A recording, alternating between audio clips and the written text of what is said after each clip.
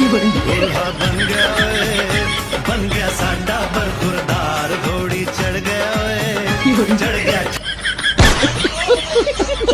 থেকে তো তোমরা সবাই পাগল করে দিয়েছো আমাকে ইনস্টাগ্রামে মেসেজ করে যে দিদি এটা কি হচ্ছে একটু বলো, একটু কথা বলো, এটা কি হচ্ছে। আমিও ভাই অবাক হয়ে গেলাম এটা কি হচ্ছে। সকালবেলা থেকে পোস্টগুলো দেখে তো যাচ্ছিলাম, মাথাটা ঘুম মানে একদম ঘুরে শেষ হয়ে গেল। একে তো ভোট নিয়ে মাথা পুরো শেষ, একদম ঘেটে ঘা হয়ে গেছে। তারপরে না আমি পোস্টটা দেখলাম, পোস্টটা দেখার পর প্রথমেই ভাবলাম বাবা মেয়ে হবে কিছু একটা, ওরে সালা। তার কিছুক্ষণ পর থেকে 5 বছরের ভালোবাসা পূর্ণতা পেয়েছে। আমাদের জাস্ট একটুখানি হাড়টা কাছে পাইছি।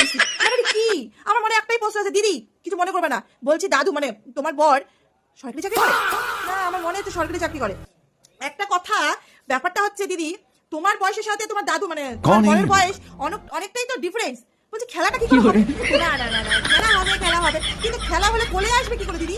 আদৌ কি আসবে? এটাই হচ্ছে কথা না, মানে ডিফারেন্স তো অনেকটা। ওটাই বললাম আদৌ দাদা দাঁড়ায় কিনা, মানে দাদু দাঁড়াতে পারে কিনা সেটাই আর কি আমার বলার। যাই হোক, মানে কিরকম যেন একটা লাগতেছে ব্যাপারটা, কালে আর কত কি দেখতে হবে তার কোনো ঠিক নাই। মানে বলতেছি দিদি সত্যি সত্যি ভালোবাসো নাকি এটার জন্য ভালোবাসো? জানাবেন হ্যাঁ। আর যারা যারা আমাকে ভালোবাসো কমেন্টে হাই লিখো, আমার পেজটা ফলো করো, আমার ফেসবুক পেজটা গিয়ে ফলো করে আসো। চলো tata bye bye, see you, ভালো থেকো।